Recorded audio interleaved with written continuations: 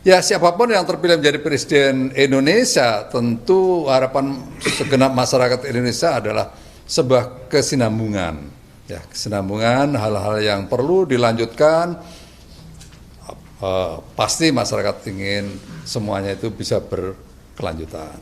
Ya, tetapi setiap pemimpin memiliki ciri karakter dan keinginannya masing-masing.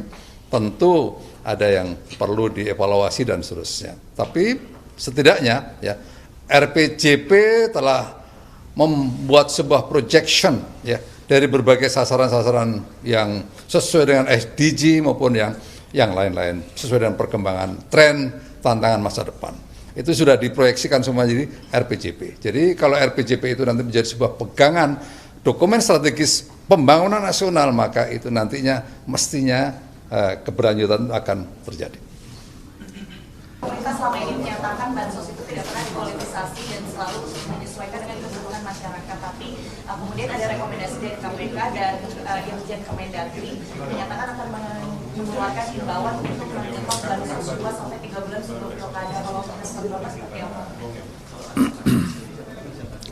Seperti yang sudah disampaikan berkali-kali bahwa bansos itu melalui sebuah proses panjang, ya, bukan ujuk-ujuk gitu.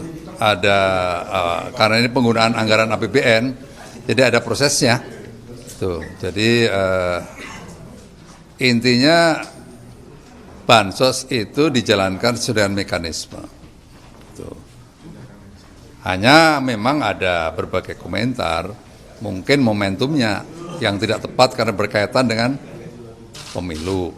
Tetapi kita juga harus membangun awareness, ya, bahwa situasi yang dihadapi oleh masyarakat Indonesia dalam kurun waktu yang hampir bersamaan itu memerlukan bantuan.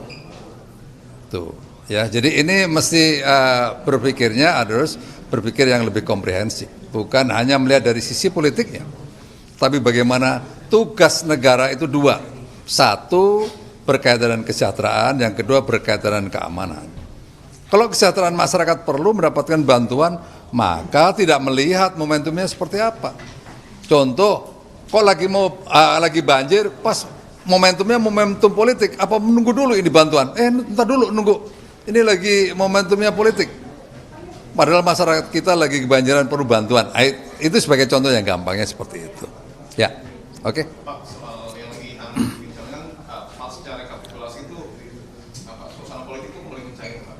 Baru ini kan Partai Nasdem itu diasosiasikan seperti dekat dengan Pak Prabowo, Pak Surya Paloh mengucapkan selamat, Pak Prabowo juga nampaknya cukup membuka tangan gitu ya. Tapi di sisi capres yang diusung Nasdem ini, Pak Anies menginginkan Nasdem ini menjadi oposisi. Dari KSP sendiri melihatnya ini sebagai suatu hal yang baik untuk rekonsiliasi atau bagaimana?